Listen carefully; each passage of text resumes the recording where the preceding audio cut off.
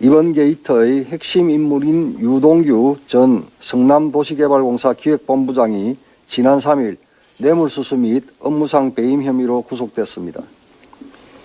이재명 지사는 대장동 사업에 대해 내가 설계자, 유동규는 실무자라고 스스로 밝혔습니다.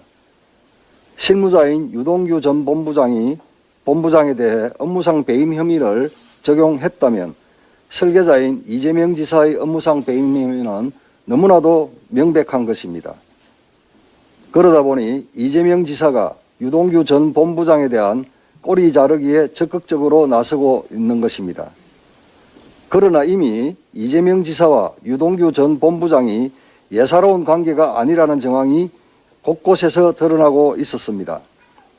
유동규 전 본부장은 2010년 이재명 당시 성남시장 재판에 공사 팀장 8명을 대동하여 법정 응원을 가기도 했고 2014년과 2018년 지방선거 국면에서는 유 전 본부장이 종용에 가까운 당원 가입을 권유했다는 공사 관계자 증언이 나오기도 했습니다.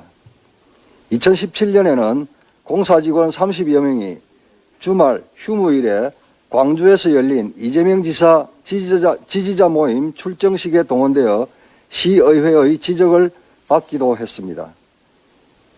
이재명 지사는 척근 개념이 뭔지 정해주면 부합하는지 알아보겠다고 했는데 알아볼 필요가 있습니까?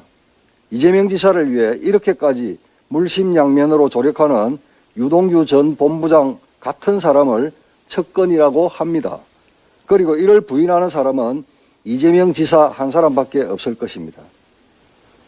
유동규 전 본부장 구속과 관련하여 이재명 지사는 어제 성남시 공무원과 산하기관 소속 임직원의 관리 책임은 당시 시장이든 제게 있는 게 맞다며 본인의 책임을 관리 책임으로 국한시켰습니다.